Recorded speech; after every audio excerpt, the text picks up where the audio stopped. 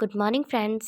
सबसे पहले तो wish you a happy new year. आपका नया साल ढेर सारी खुशियाँ लेकर आए और सभी का नए साल की शुरुआत बहुत ही अच्छे तरीके से हो।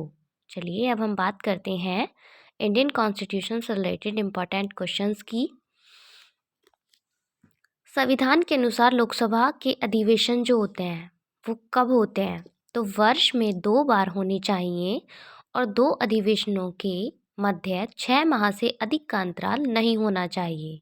ठीक है, मतलब जो अधिवेशन होते हैं लोकसभा के, तो वो 2 वर्ष में 2 बार होने चाहिए और दोनों के बीच में कितना टाइम पीरियड होना चाहिए? 6 मंथ का। ठीक है, उससे अधिक नहीं होना चाहिए।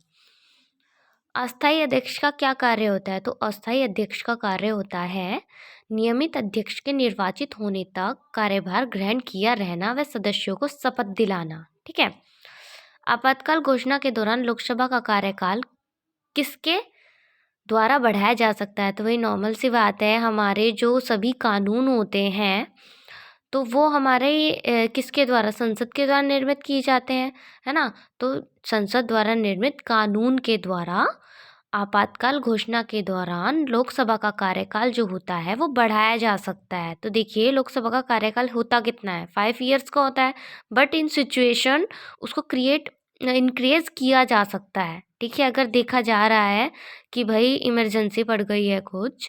ठीक है, संसद द्वारा पारित किसी साधारण विधेयक के संबंध में राष्ट्रपति कौन सा निर्णय ले सकता है?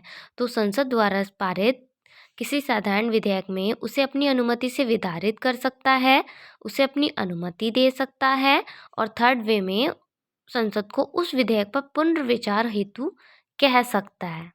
ठीक है, प्रत्यानुदान व अपवादानुदान का मुख्य उद्देश्य क्या होता है? तो देखिए this is most important question और बहुत ही डिफरेंट क्वेश्चन है ये आपका, कि इसका अर्थ क्या होता है? मुख्य उद्देश्य क्या होता है इसका?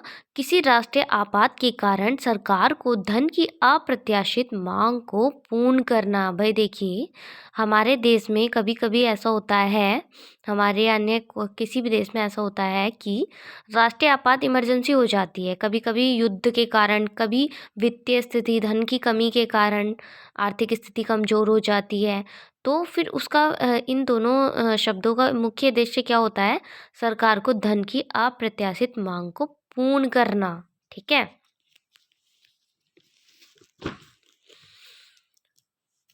जब एक धन विधेयक लोकसभा द्वारा स्वीकृत होने पर राज्यसभा द्वारा 14 दिन के अंदर वापस नहीं भेजा जाता तो क्या होता है? वह दोनों सदनों द्वारा स्वीकृत मान लिया जाता है। ठीक है, भारतीय संसद की संविधान संशोधन शक्ति कुछ सीमाएं। भाई देखिए जो हमारी संसद है उसकी संशोधन करने की भी लिमिटेशन है, सीमा है पावर में उसकी। तो 3 वे में है। कैसी? संसद मूल अधिकारों में संशोधन नहीं कर सकती। भाई फंडामेंटल राइट्स जो होते हैं, जो हमारे संविधान द्वारा हमें प्रदत्त होते हैं, प्रदान किए हुए होते हैं, उनमें कोई संशोधन नहीं किया जा सकता। ठीक है, सेकंड, ऐसा संशोधन नहीं कर सकती जो भूतकाल प्रभावी हो। ठीक, मूल ढांचे संरचना जो हमारी प्रस्तावना होती है और जो हमारा स्टार्टिंग ही होती है, संविधान की संरचना होती है, ढांचा होता है, उसमें संशोधन नहीं कर सकती है। ठीक है, भारतीय संसद की कार्यवाही में शून्यकाल का क्या अर्थ होता है? देखिए this is most important question, कि प्रश्नकाल के अंत व कार्यसूची में लिखे गए दूसरे कार्य के बीच का काल। कौन कौन से?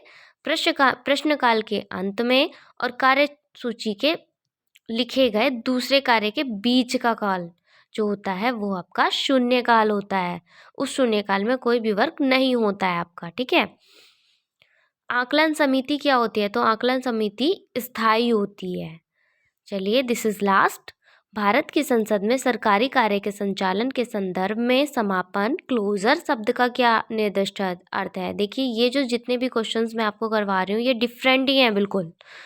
ठीक है, तो विधायी प्रक्रिया का कोई नियम जिसके अधीन किसी प्रस्ताव पर आगे चर्चा रोकी जा सकती है।